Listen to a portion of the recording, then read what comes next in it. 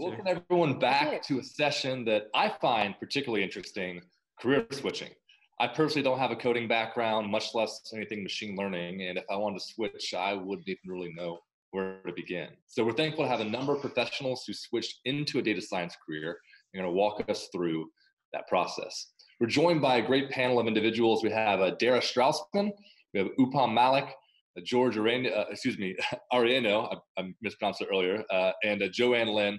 And this panel is all about the process of switching careers. So I'm going to let them introduce themselves a little bit more in detail. So panelists, thank you for your time today. We really appreciate all of you helping us out, and with people from all over the world, coming from a variety of backgrounds, especially a number who are trying to get into data science from a different industry. And so to start things off, I'd like to ask all of you the same question to begin. Can you highlight what was your educational background? What were you doing professionally before you switched? What are you doing now? And why'd you switch? So I know it's a lot happening in one, but kind of the overall review of it. And Dara, let's start with you on that overview. Sounds good. So I did my undergrad in biology, and that was at Carleton College in Minnesota, great little liberal arts school. And after I graduated, I did a couple years of research at the National Institutes of Health. So I was a pretty hardcore wet lab biologist. After those 2 years, I went to Stanford for my PhD in immunology. And it was about my first year there that I took a Python class and an R class. And I just opened my eyes to how much fun it could be to analyze data. And I ended up using that to analyze some data in my rotation lab that ended up turning into a pretty cool analysis. And so that was when I sort of started to direct my graduate work that way. And so I took more classes. I was very fortunate to find myself in a great place to be able to do more machine learning, computer science, bioinformatics type courses. So really the rest of my PhD was increasingly sort of computationally oriented. And so when I graduated, I thought, what do I want to do next? And really liked all of the sort of data science-y stuff that I had been doing in my PhD. And so decided to take a position as a data scientist at a health insurance startup called Collective Health, where I worked on claims data and was making recommendations to doctors and nurses about who were the sickest or most in need of help patients so that they could do outreach. I did a couple years there, and then I came over to Stripe about a year ago, and here I work on financial forecasting and other types of modeling on the data science team here. So a big shift from biology over to financial forecasting. Mm-hmm. Joanne, why don't you give us your background as well? Sure. So my undergrad was in public health and sociology. I had intentions of being a doctor and dropped that after taking my first organic chemistry class. But I really fell in love with sociology and public health. And after finishing my degrees, I went and did some nonprofit work. So I was in AmeriCorps for 2 years, and then decided to pursue my master's in public health. And during my grad school, that's when I took I also took some in undergrad, but in grad school especially, took stats classes, picked up R, took experimental design classes, and kind of fell in love with working with data. So I finished grad school, moved out to DC, and got my first data analyst position at a nonprofit organization called Global Giving. They're kind of like a Kickstarter for nonprofits all over the world, and did that for a little bit and really enjoyed doing data analysis, mostly survey analysis. And my manager at the time was actually just finished his degree in data science. So I was able to get a lot of knowledge from him about the cool stuff that he was working on. So when my contract there ended, I decided to pursue data science full time. And that's when I did a data science bootcamp with Thinkful. It's about a 6-month program online, pretty flexible, which I enjoyed. They set you up with a mentor that helped keep me on track. It's also project-based, so I was able to complete a some capstone projects that gave me some hands-on experience. And then after that, I landed my first data science job, which is where I am now. I work for a company called U.Group. It's a tech company in Washington, D.C., and they essentially build custom software for clients, mostly government clients. So yeah, that's what I do. All right. George, how about you next? My background is, I got my degree in political science and economics. I dropped out of college, and I wasn't really happy with my education, because I didn't find it, at the time I didn't think about it, but it wasn't technical enough.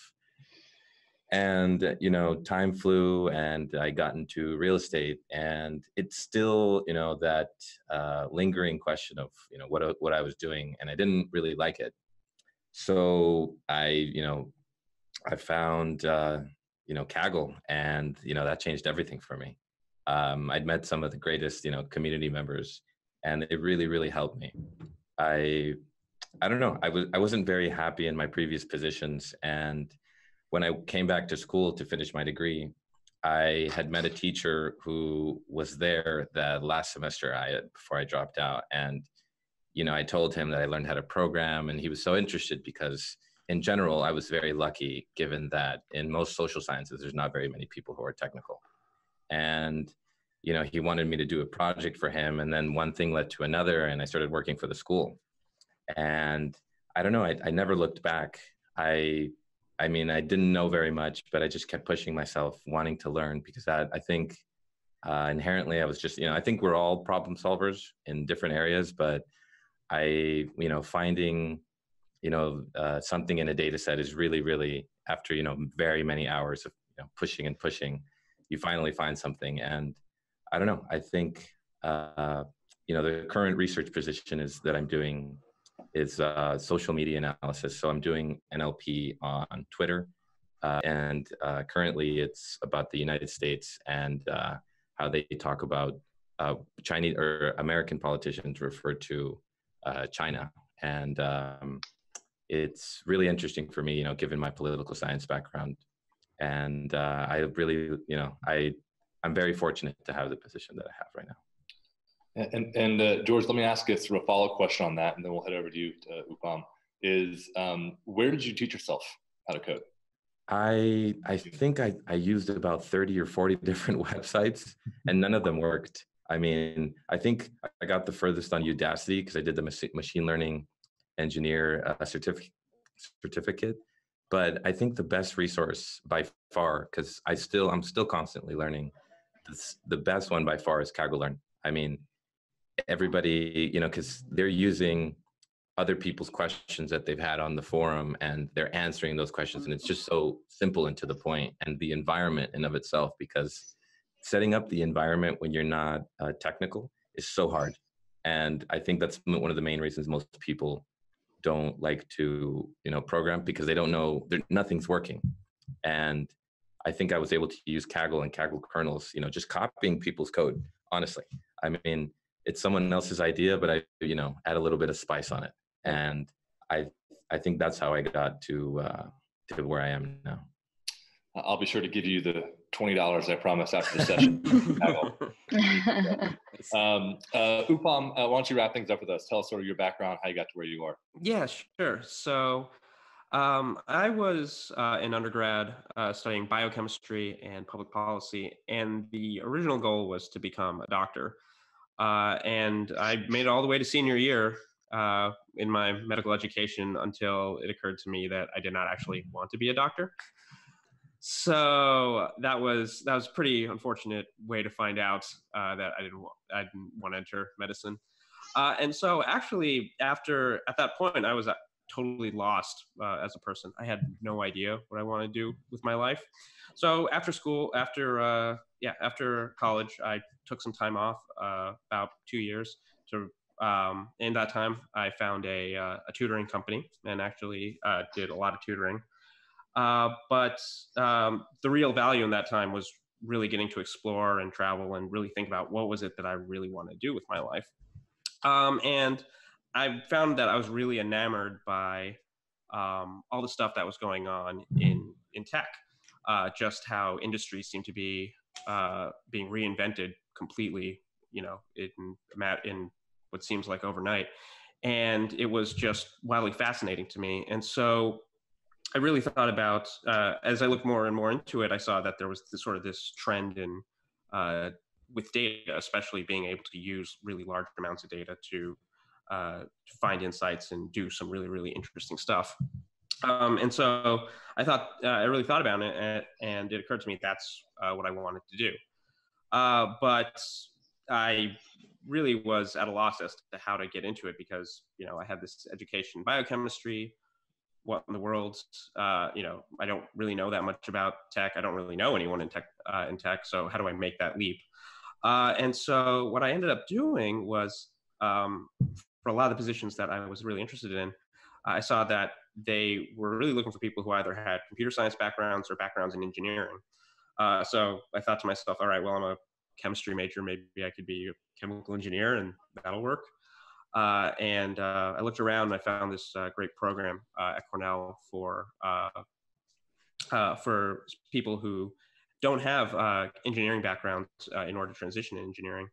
And so I entered that course, and there, even though ostensibly I was studying chemical engineering, I actually took a lot of coursework in programming, machine learning, and a lot of other things that really don't scream chemical engineering. And after a while, after a lot of work and effort, I actually ended up entering data science. And I've had stints now in a couple different places. I've been in fintech, I've been in consulting, but now currently I'm working at Coffee Meets Bagel, which is a dating app where I help people find love, which is a pretty sweet gig. And yeah, that's where I've been since. All right. Well, thanks so much for all your great backgrounds, a lot of variety in sort of your journey to data science. I'll ask the first question, and Joanne, let's start with you this time. What other non-data science part of your jobs have proven to become very valuable, and why? Yeah, that's a really great question.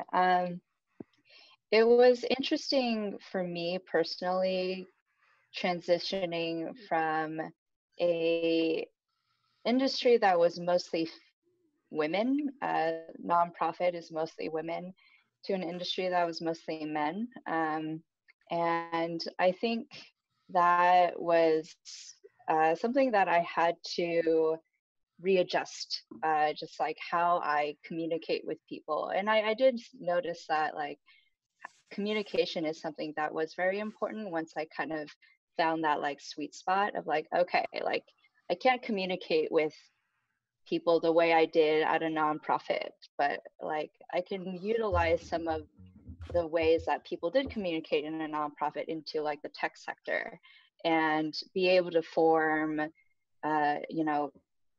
professional relationships with people that are advantageous to my work also. So that was something that was just really beneficial for me. For example, like the project that I'm working on is pretty complicated, and there's like a tech side of it, a product side of it, and a program side, and they can be somewhat siloed at times. So I have found like in order for me to do my job better, I had to figure out who to talk to. And a lot of that was just like, in the cafeteria at lunch, like being like, oh, what are you working on? And like trying to ask questions and figure out what it is that they do. And then later, if I had a question that I didn't know how to answer, I know where to go, and I knew who to ask for the right information. And that was really beneficial for me. That's really great. And George, I want to ask you the same question, so I know you've had a really wide breadth of professional experiences prior to landing where you are now. what have you found very valuable about your other experiences leading into your data science role now? I think the first one, having chosen political science, you're inherently finding different points of views. So whether it's, people that are X believe in X, and then there's just people that believe in Y. And I think the most important aspect of having had that is, questioning the problems that you're approaching, because sometimes, you think you know how to solve a question, and in general, it's completely different. And if you're using, because anyone could use machine learning tools, it's just a tool set. But if you're not actually thinking about the question more seriously, really trying to understand why something doesn't work, you're always going to be stuck. And I think the second part is being able to communicate. I've had sales jobs, I've had other jobs, but the communication aspect was the most important, just like Joanna said. I think that if you're not able to, have those questions that need answers, and you don't know how to explain those answers, you're really just, the people that you're working with are going to be completely lost. So I think that, questioning, lazy thinking, let's just call it, and, pursuing or finding a way to simply explain something is probably the most important, because, anyone can make a conclusion, but if you're not really trying to understand the problem, you're always going to end up, going the wrong path. Yeah.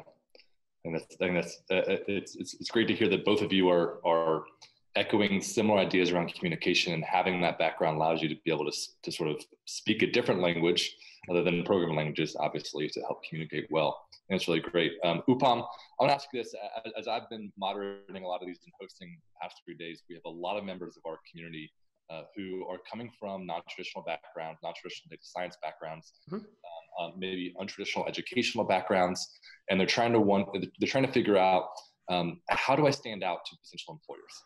How do I stand out of ways with my non-traditional data science background that then show that I really do have the chops, I have what it takes to be able to succeed? So are there any stories of ways that you sort of translated some of your non-traditional experiences to then stand out as a part of the hiring process? Yeah, for sure. So I think there are a couple things I think that from my non-traditional background that were particularly useful. So I think pretty much every company, regardless if it's a startup or a well-established company, really appreciates entrepreneurship and innovation. And to that end, often talking about running and starting a tutoring company actually speaks a lot to that. People really appreciate someone who takes the time to not only think about the heavy technical aspects, which of course as a data scientist you do time and time again, but also the business side, thinking about how do you solve very specific business problems, everything from marketing to making sure customers are happy. And that business-minded thinking, I think, is actually quite valuable. And so, in a lot of a lot of my job interviews, I talked often about just that, about running a business, and really trying to show how I think about business. I can think about business as well as statistics and programming. And I think that's a real hallmark of a good data scientist, being able to handle both sides. And then the other thing I think that's really valuable is being able to show good thinking. And both Jorge and Joanne have already touched on that point. But really, but especially coming from a science background, in an interview, being able to talk, able to show that you are able to reason very critically about all sorts of problems, and really come up with some interesting solutions, really also make you shine, because everyone can just recite a definition for anything from what is AUC, but it takes a really different type of person to be able to say why is it that this model is showing behavior it does, or why is it getting worse over time or better over time, and coming up with original answers for that. So yeah, I think that that covers it pretty well. Yeah. I know the joke in all kinds of industries is just copy and pasting out of Stack Overflow. It works. It works. There's a lot of copy and pasting. Right. Yes, on there my is. job day to day, and that's okay. Is important. Dara, I want to ask you the same question or a similar take. For a lot of individuals who are trying to market themselves to potential employers, but feel like they don't have the traditional pedigree, what kind of advice would you give them? Learn to speak the language of the jobs that you're applying to. So the example I would give is if I talk to a biologist about what I did in my PhD, I worked on predicting whether someone is going to acquire HIV by looking at their immune system. When I was interviewing for data science jobs, I did a logistic regression with creative feature engineering. And so learning to speak in the terms that they understood and being able to translate what I did into the skills that they were looking for, I found extremely valuable. That's great. I think that's really important. On a similar topic, I'll stick with you here as we continue. What should someone even be looking for when they're trying to switch over for a first data science opportunity? Obviously, a lot of you have had a long journey getting to where you are at this point. But for somebody who's looking to make that switch, where should their head be at in terms of the first opportunity they should be looking for? I'd say a couple things here. One is somewhere where you'll have room for growth. So whether that's through some sort of formal mentorship program, whether that's open-ended projects, whether that's really great colleagues who you'll be able to learn from. Look for somewhere where you can continue to grow your skills, and that's important in any stage of your career, but especially in the first leap.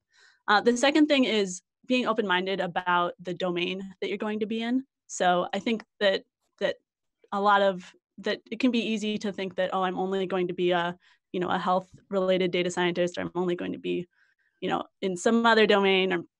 But I've found that it's easy to find interesting problems in a whole variety of things. And also that there's a ton of randomness in the interview process, and you never know what interviewer you're going to click with or what you're going to end up really liking in a company that you weren't able to see on paper. Right. And so keeping that openness, I think when you're looking, can be really valuable. That's really great advice, Dara. I know that I think all of you, you're mentioning in your introduction that, well, I thought I was going to be a blank. And then based on where all of you are now, that certainly isn't the case. So that's really, really great advice. George, I want to go back to you and ask a question. We're seeing a couple that are coming in from the community. Sort of a twofold question. One, what is one of the biggest surprises that you've had now that you started working in data rather than political science and for the rest of you, your respective fields? One of the biggest surprises you didn't anticipate? And then secondly, how long did it take for you to settle in and feel comfortable in this new database environment or data science environment relative to what you're used to? Scraping a website, that was probably, so I had to scrape like 300,000 tweets, and I got the scrape down, but all the data I got was just awfully jumbled. You don't think about, you just think like, oh, copy paste, easy. But I think the first data set I made by myself, it took me about, because I was learning everything on the fly. So I didn't have somebody telling me how to do scrapes or how to write a spider. Like, I just was like, all right, well, they asked me to do it. I'm not going to complain. And it took me about, I think, 3 weeks because I was hand labeling everything because I didn't know how to make things faster. And you have to suffer those events where you feel ridiculous because you're like, I'm doing monkey's work. And if you're going into a position assuming that you're going to be the CEO, you're always going to be disappointed. And I think I always see these job positions for top or the lead data scientist, but sometimes just starting and getting into an environment where everyone speaks the language of code, because my previous job was for a web development company, and I was doing paperwork, but I was around that and I was asking questions, and that allowed me to, get more informed by myself. And the second question, I feel like an imposter every day. I mean, I feel like, I have these deadlines and I'm like, oh my God, I don't think I can do it. And somehow, I complete it. And, I'm working with people that are geniuses. I mean, guys that are getting, because some of the research that I do goes to UCSD, and it's for the 21st Century China Institute.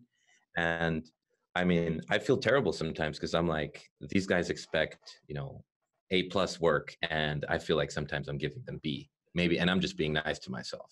But I think that if you are willing to push yourself and, you got to put in the work. I think that's probably the most important part, because, sometimes you have to stay up until 4 a.m. And there's no other way. Sometimes you just have to brute force it. And eventually you learn the more elegant, the easy way to do things. But, that feeling, I mean, sometimes I feel like, yeah, I'm where I should be. But for the most part, I feel that I have so much to learn still, because, the field is so big, and it's always a learning process. Yeah. Joanne, I want to ask you the same question, but before you address that, it seems like it should be said, and a lot of people who are watching, I think, really related to what you said, George. You see a lot of the head nods around the chat talking about imposter syndrome. That was something that was mentioned on one of the sessions yesterday. Working for Google, on day one, they say over half of you will experience imposter syndrome. Don't worry, it's common in the area.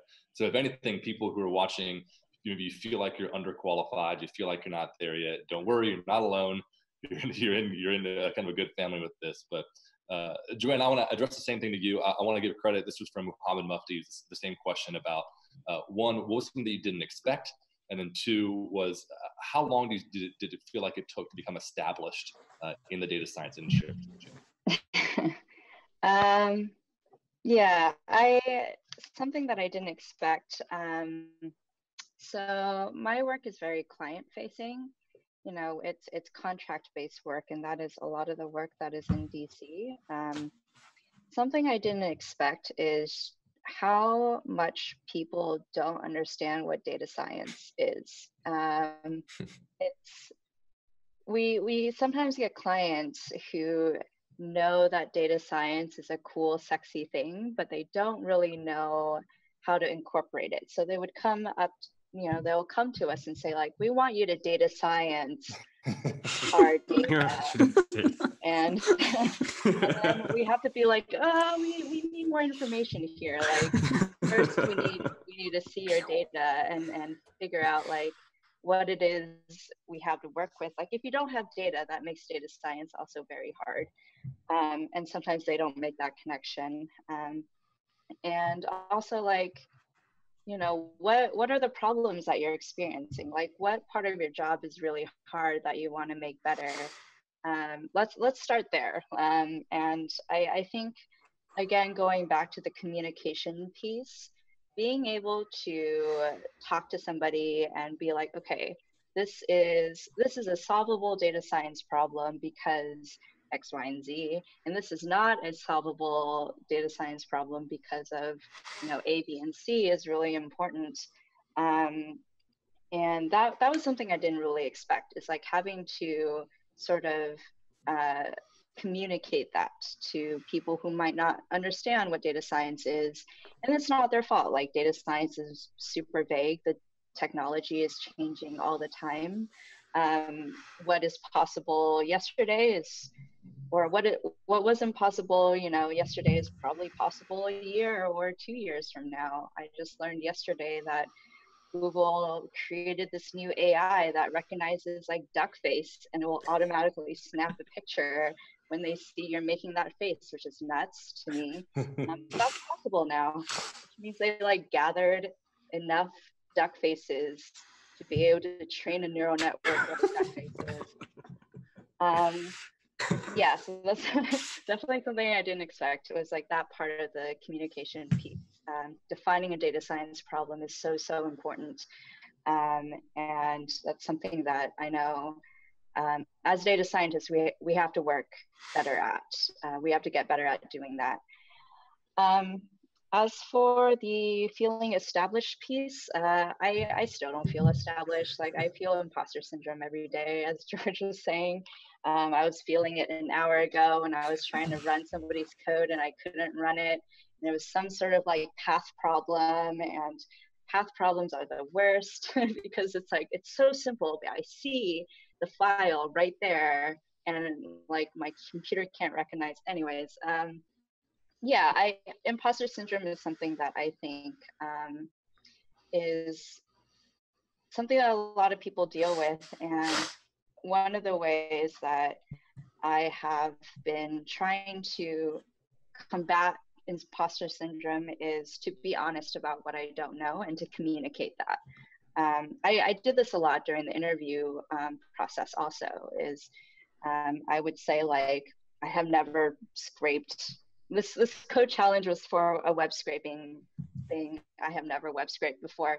This is the best that I did with the time that you've given me. Here is what I know, here is what I think I did right.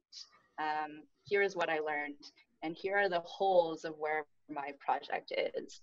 And I think it's important to be able to communicate and be honest about what you don't know, because that also helps you grow. I definitely picked a company where I felt like, you know, my colleagues, my future colleagues will not make me feel bad about asking questions.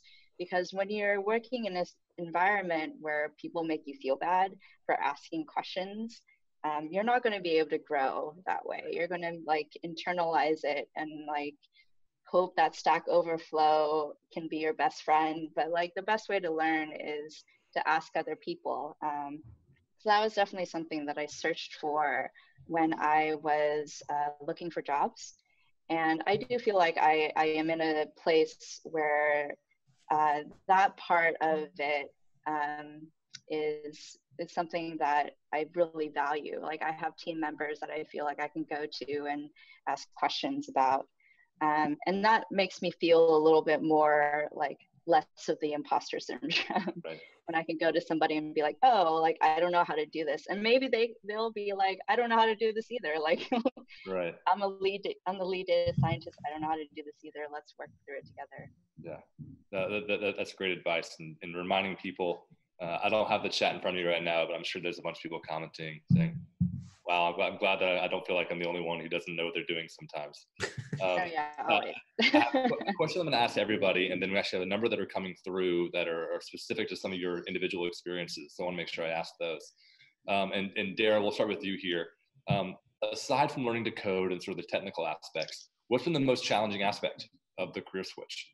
Dara, we'll start with you. And sorry, this came in from Purva Heelgul. I want to make sure people know that we're answering those questions for coming in live. So aside from the technical aspects of coding and some of that tech elements of it, what have you found to be the most challenging aspect of switching careers?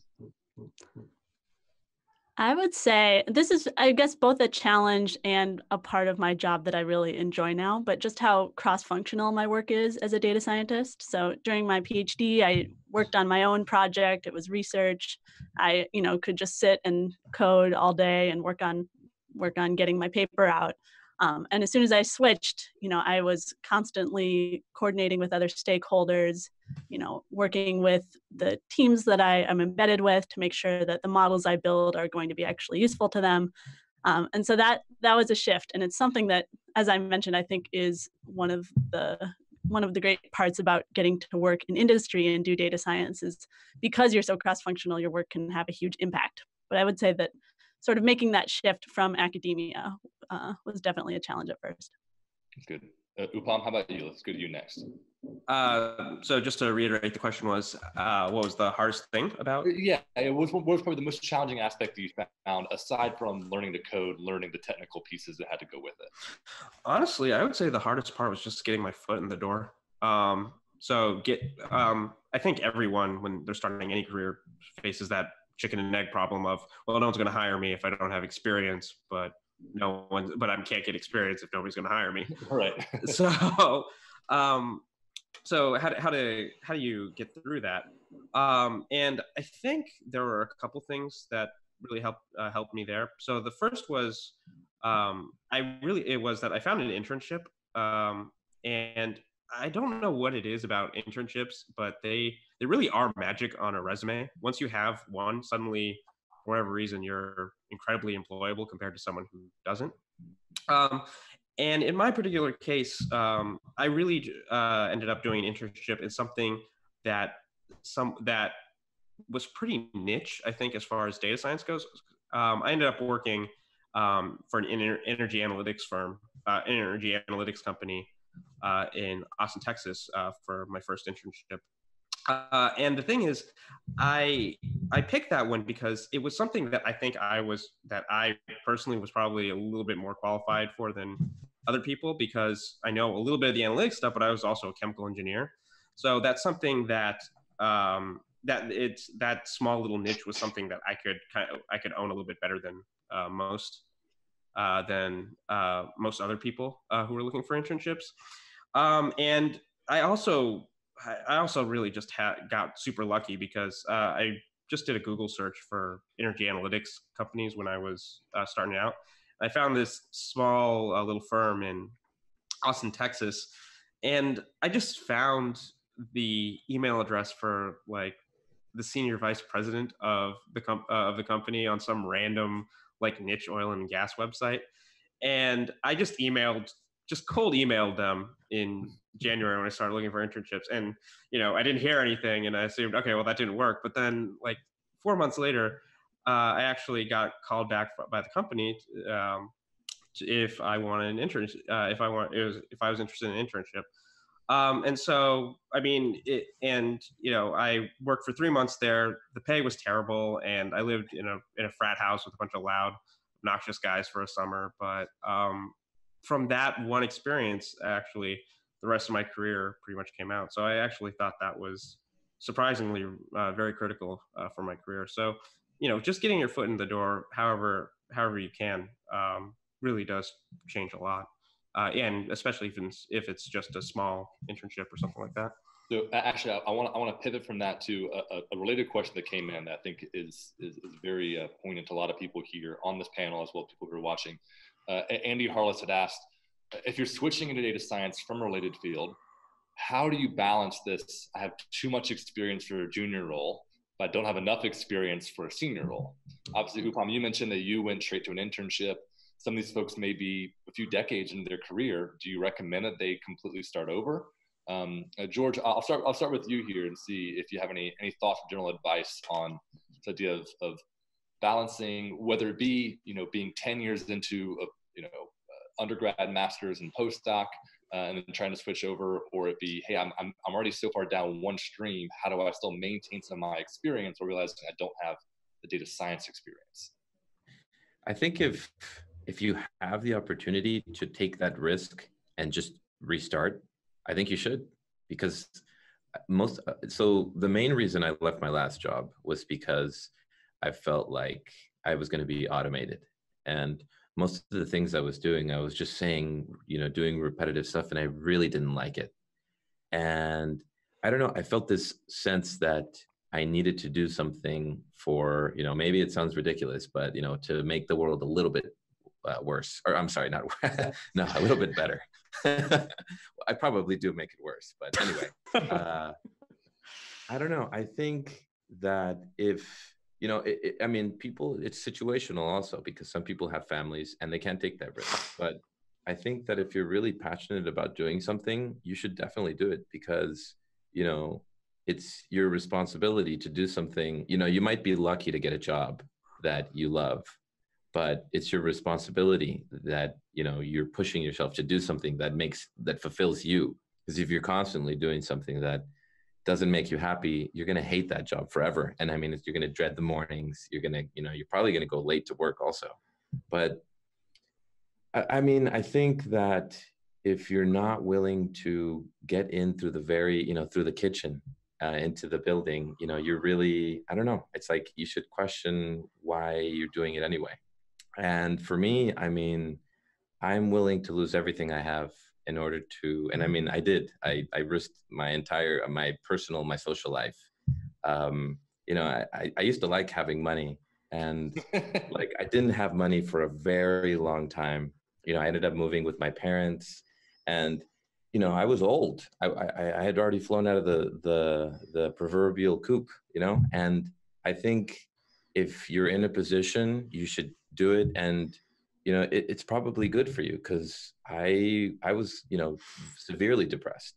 And when I made the switch, my entire life changed. I met some people that, you know, made me want to try harder. I mean, I met, you know, Michael, the 17-year-old, who's like the machine learning god.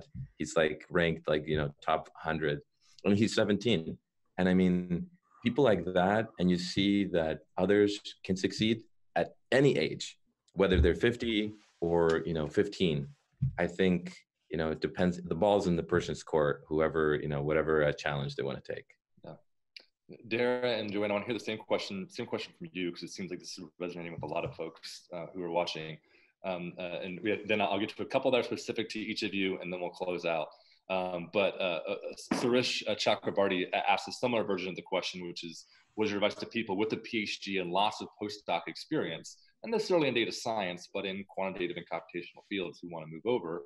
And so, Dara, what would you recommend to somebody like that who doesn't feel like, maybe I don't want to start over, I don't want to go immediately back, you know, I spent 10 plus years in education, you have to start back with an internship or a co-op, but they're not senior enough.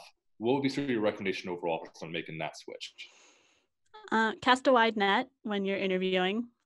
As I mentioned before, it's so hard to know how interviews are going to work out and what you'll end up liking or, you know, just clicking with as a company. And so that's super important. The other thing is just that, you know, data science type work comes with many different titles these days. And the more you can sort of ignore whatever the title of the job is and look for those opportunities for growth, opportunities to do impactful work that will be meaningful to you and allow you to continue to develop your skills, the better. That's great. Joanne, Yeah. wants to wrap us up with the same thing. I think my biggest advice, like I think George has talked a lot about when you're trying to decide whether or not you make a career search, that you need to like look internally and figure out if that is what you want. And that's very, very important. I do think that there is also an external factor as well. As like you also need to do your research about like where the data science is currently, where is it going, and if that is something that you're interested in also. So from my perspective, data science is moving more into like programming and like developing end-to-end data science applications. And you know, if that's not something that you're super into, if you kind of like the data exploratory aspect of like finding, solving data science problems, building cool models, and not necessarily building an application, then like that might be something to consider. Also, like do some like market research, like what does data science look like in your area? Are there a lot of data science jobs? Are you willing to move if it isn't? What kind of data science jobs are there? So where I am in DC, a lot of the jobs are going to be government contracting. Is that something that you'll be willing to do? And I think Dara mentioned this, you know, you don't want to be field specific. Data science is kind of nice in that you can apply it to a lot of different fields. But that's also something to consider. So I think for those who are thinking about making a career switch, it's important to look internally, but it's also important to like consider and do research on like, what is the current state? What is the future state of data science? And are you in a good location for data science jobs?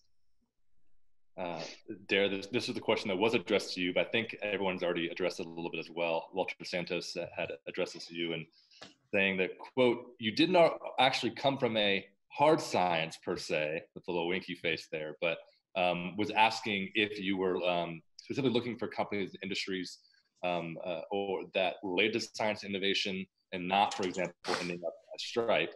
But as I think it sounds, as a lot of you have heard as well, starting out in sort of in the bio world, and then now being financial, being with a dating app, dropping out of university, now working at the university. There's a lot of different areas that seems to be covered there. So actually, Walter, I think it's a great question. I think they've done a great job of addressing some of that. One more question for everybody here. This came from Elizabeth Hearing. Could you each talk more about how do you market your projects from other industries as applicable for a totally different industry? So in this case, biology lab data analysis transitioning over into business.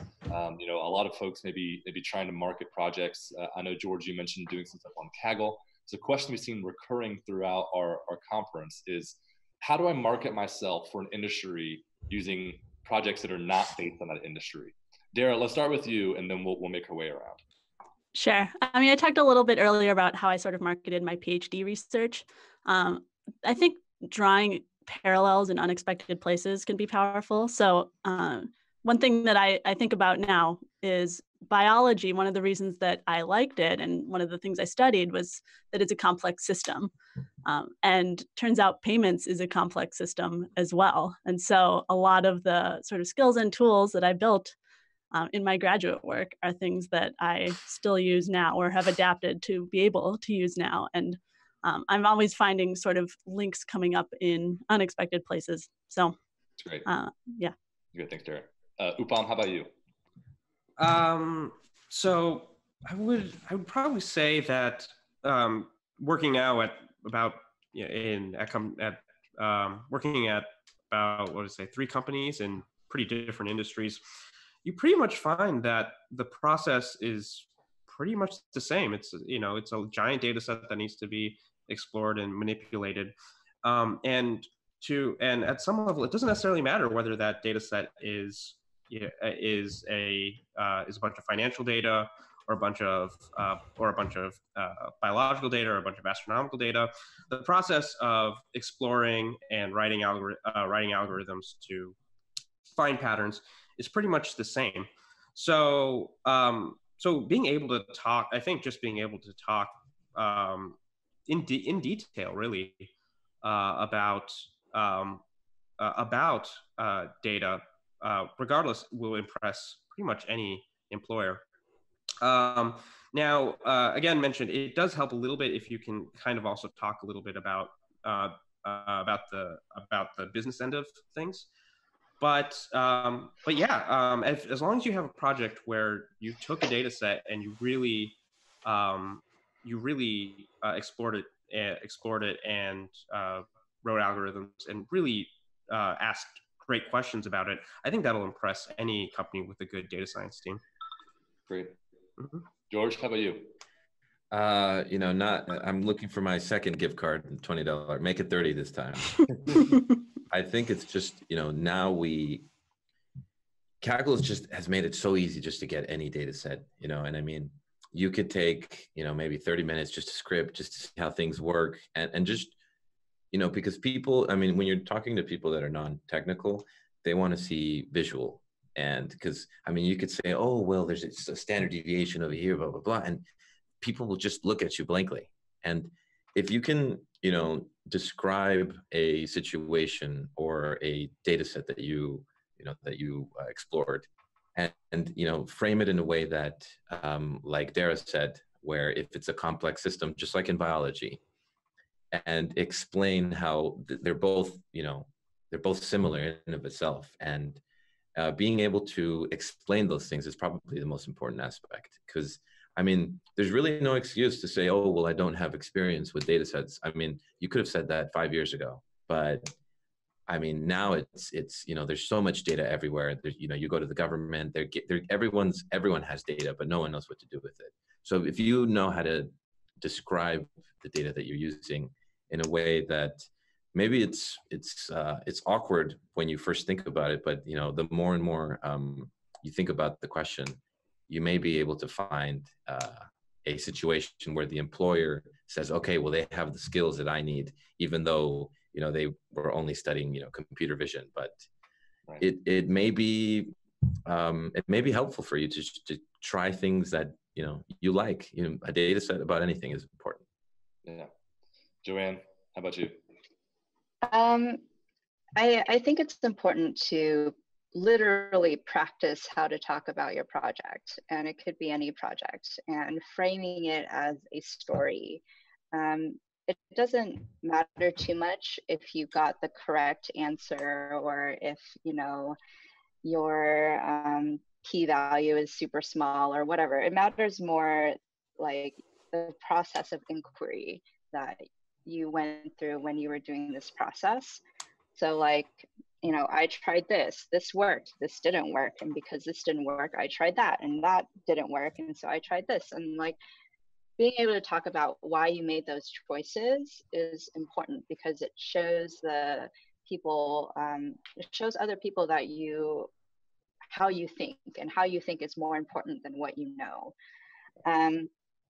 And I like, in terms of I do think it's important also to just highlight the skills that you have coming out of a project, even if the data isn't the same. The skills that you have learned are probably applicable to whatever data set that you are working with. And it's important to make that clear in your resume and on your LinkedIn profile. Like, type out matplotlib and type out pandas and type out like whatever Python library, because there are, you know, there are algorithms out there that like search through dozens, well, not even, probably thousands of resumes for these keywords. And if they're in your resume, then that's how your resume gets pulled. So it's important to not only be able to talk about your process, but also to talk about talk about the skills that you develop and include them in ways that are searchable on your resume and on your LinkedIn profile. That's great. So we have about 5 minutes left, and I have 1.5 questions left for each of you. So we'll start off with the half question. And this is a combination of 2 questions that came in, one from Ramon and one from Aran Chandra. To everybody, do you have any regrets? And if you had to do it all over again, would you do it all over again? So sort of, that's the half question. And then we'll, and then I have sort of a one final thing for everybody. So Upom, you seem to be almost stumped by it. We'll start with you. Any regrets, and would you do it all over again? Wow, do I have any regrets about data science or anything? Data science. Yesterday. No. As far as data science goes, I gotta be honest, I'm really struggling to come up with something that I regret. You don't have to. You don't have to. Yeah. That's why it's a half question. It's a yes or no. Do you have any? I mean, at the very least, I'm trying to think if there was something I would have done differently. If I would have done differently, and I probably say the only thing I probably would have changed is trying to figure out what I want to do earlier, what I want to do with my life earlier. But other than that, I can't really say I have any regrets about data science now. All right, George. I wish I would have taken more math classes because I'm 29 now. So, you know, I'm luckily I'm able to take courses, and it's really hard. You know, my brain is not as squishy as it used to be, and but so regrets. I wish I wouldn't have wasted so much time, and you know, thinking that tech is for nerds, because tech is for people that just want to make change. And you know, you'll have your evil nerds and your good nerds, or white hats and black hats, if you will. But I think that I think that everyone's life, you know, it plays out in a way that it just you know, you're lucky or you're unlucky. And if you don't know how to play with those cards, you know, you're probably not playing the right game. And yeah, it's more power to everyone out there. You know, just if you feel foolish, you're doing it right. Because later you'll maybe be a little bit less foolish. But I mean, I certainly feel foolish every day. Good. So good luck, everyone. How about the 30-second response from you on that? What? Oh, I'm sorry to Joanne, sort of the 30-second of yours as well. I would say that if someone had told me that I would be in tech like 2 years ago, I would have been like, what? Like, how did I even get there? And like, it's possible that someone will tell me something today about where I would be in 3 years. And I would be like, I have no idea how I would even get from where I am now to where I would be. I think I don't really live life with regrets in that sense. I think like the choices that I make lead to choices in the future, and it's just about being open to different opportunities and being okay and malleable to change. That's great. And Dara, how about you?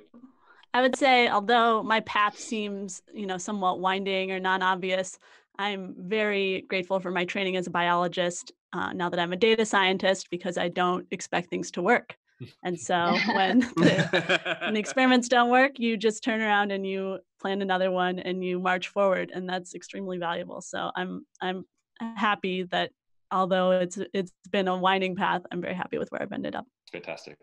And so I'm going to give each of you 30 seconds left. So we're at the very end of our time here, but 30 seconds.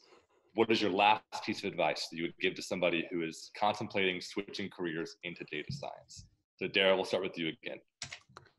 Figure out a way that works for you to continue learning all the time.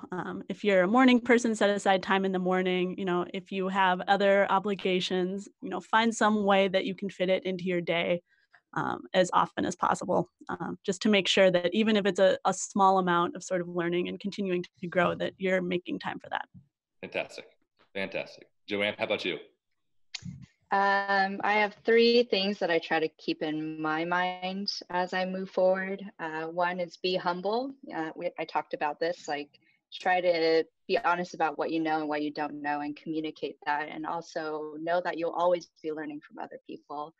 Be curious, always ask questions and question your reality, and like ask people what they're working on. Like all of these things are good. And third, be nice. Like we have definitely dropped candidates because they were not nice. And that will also get you very, very far in life, I think, if you're a nice person. That's great. Very good. George? Look for people that are smarter than you in the field that you want to get more intelligent in.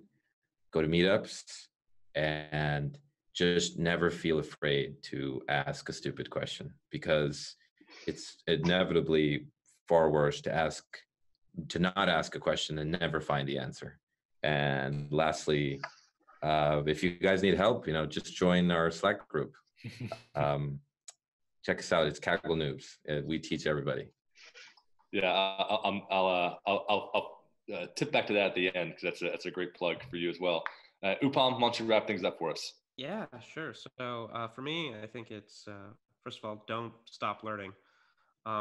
There is just so much out there, and it can be overwhelming. But the more you know, the more powerful you are, both as a data scientist and as an individual. So keep on learning, and love what you do. I think a lot of lessons in my life have been that like things are a lot easier when you know what you want to do and you enjoy it day in, day out, whether that's data science or something else. Really take the time, really pursue something that you enjoy doing. That's pretty much it. Fantastic. Well, to all of our panelists, thank you so much.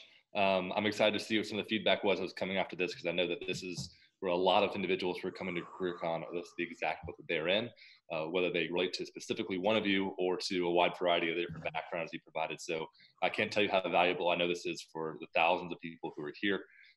Two final sort of homework notes to those watching. One, a specific plug for what George mentioned. If you are a payback. If you're a Kaggle, if you will, there's a Slack channel called Kaggle News for people who are doing exactly this, exploring data science for the first time. They just want to ask questions, get some advice. I'll plug that for him. And secondly, a few of our panelists have agreed to be able to stick around and answer some questions throughout the rest or after this session. So continue to ask questions in that Slack channel. A few of them will be able to jump in and answer those questions. But we're going to sign off for about an hour and go to lunch. Coming up next at 1 o'clock Pacific time, for some of you actually maybe relate to this panel, we're doing a crash course for non-engineers. And we're having that brought to you, by Gary Kazantsev, who is the head of machine learning engineering at Bloomberg. You're not going to want to miss that, so tune back in around 1 o'clock. But other than that said, once again, thank you to all of our panelists. Everybody else watching, we'll be back in just about an hour. Have a good one.